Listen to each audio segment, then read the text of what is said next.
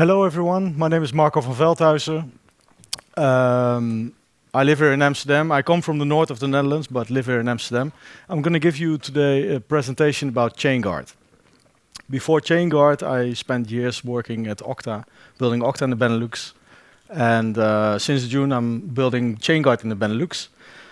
And I don't know if anyone was in the presentation before of ChainGuard.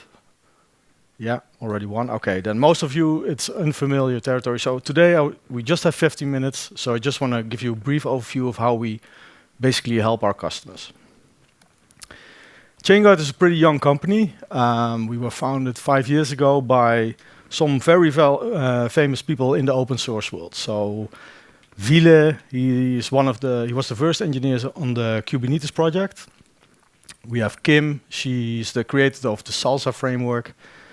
We have a creator of the distroless and a creator of Sigstore, and they spent decades together building at Google, building open source projects.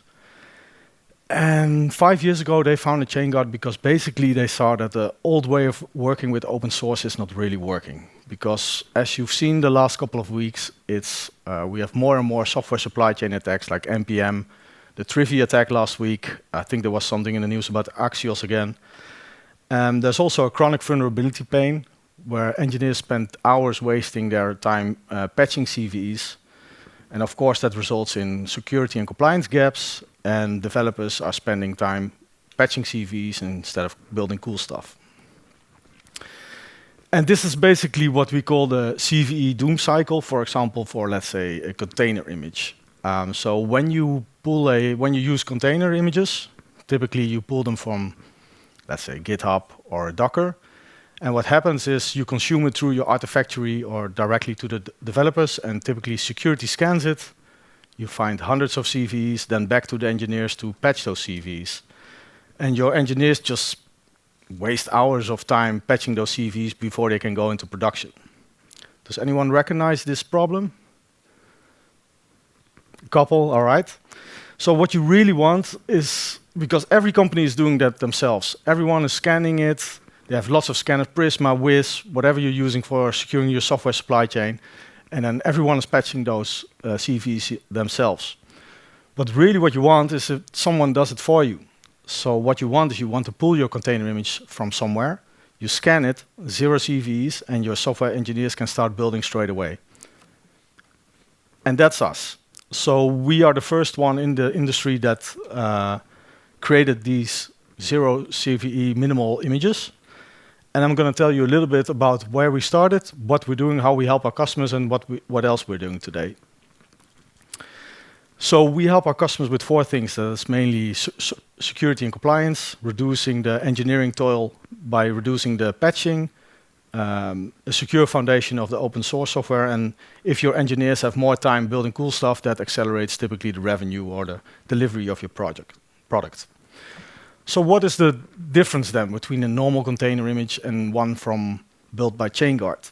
So this is an example. It's an old example of, because I think it's February last year, but it's going to look similar today, of a Python container image. So on the right side, you see a default one from Docker Hub, which is almost 400 megabytes big. It has 200 CVEs. Today, actually, it has 600 CVEs inside.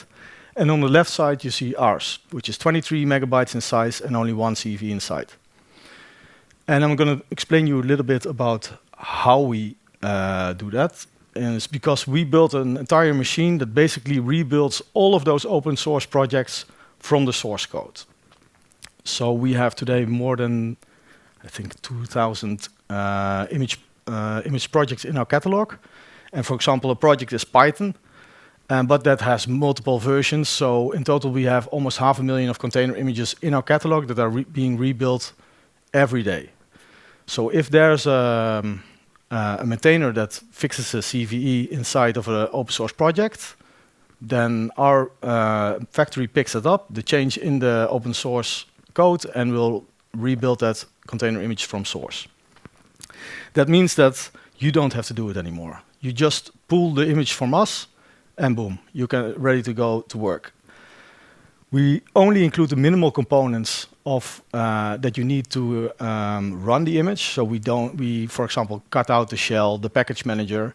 all the stuff that you typically don't need. If you do need certain components in the image that we removed, you can custom assemble all of those components in our custom assembly, and we'll make sure that it's free of CVEs as well.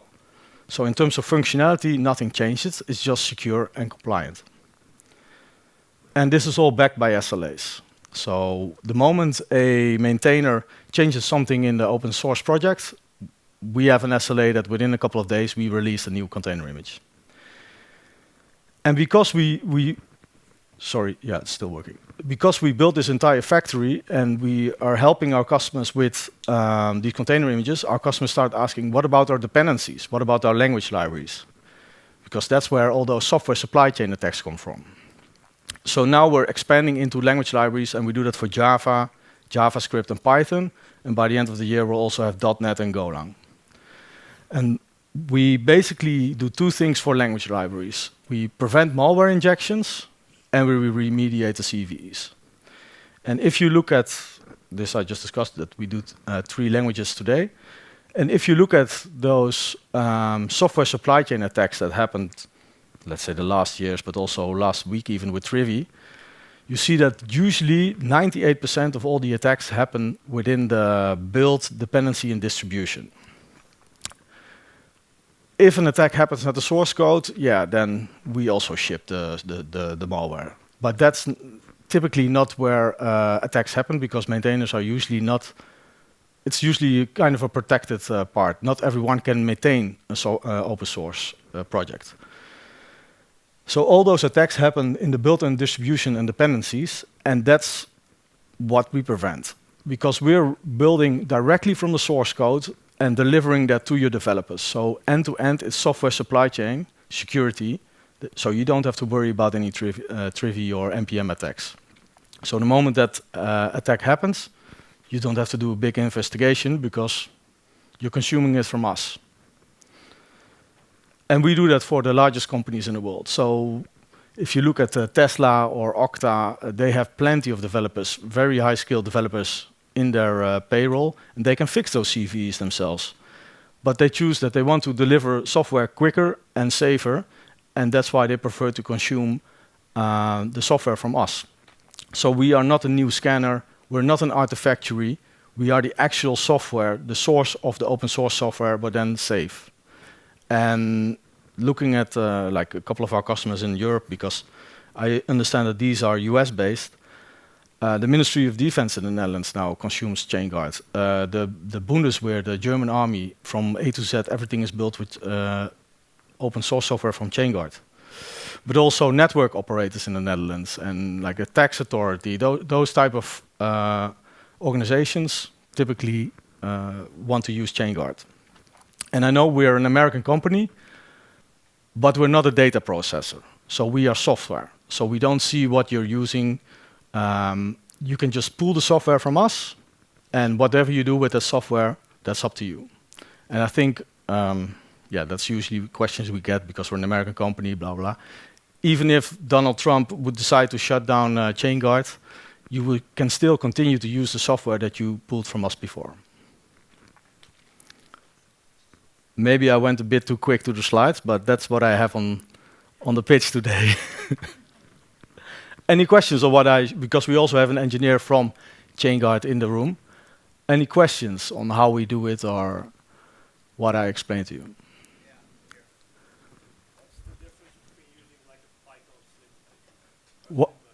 What is the difference between using a PyTorch Slim image? Can you help me out, Django? Because maybe you can. The way that we can get to zero-CVEs is because we bootstrap the entire Linux distribution. So a Slim version will be in Alpine, or it will be based on a Debian, whatever. These have certain release cycles, and we're not dependent on these release cycles. If a CV pops up today, we'll rebuild that package and have CV for you. Yeah, I guess what I didn't explain is we have built our own operating system, ChainGuard OS, that maintains all those projects. So we don't rely on Debian or Alpine. Any other questions? Yeah, go on. What is the pricing? Yeah, it's true. Well, there is some pricing on the website, but basically for container images, we have two ways to license. If your scope is limited, we can do it per image. But if you want to make use of the entire catalog, we can also license per developer. And our language libraries are also licensed per developer. That's no answer. I mean, you want the exact price. Just It depends on how many developers you're using. per developer. I mean, rough estimate, an hourly wage of a developer, I would say, typically per month. Yeah.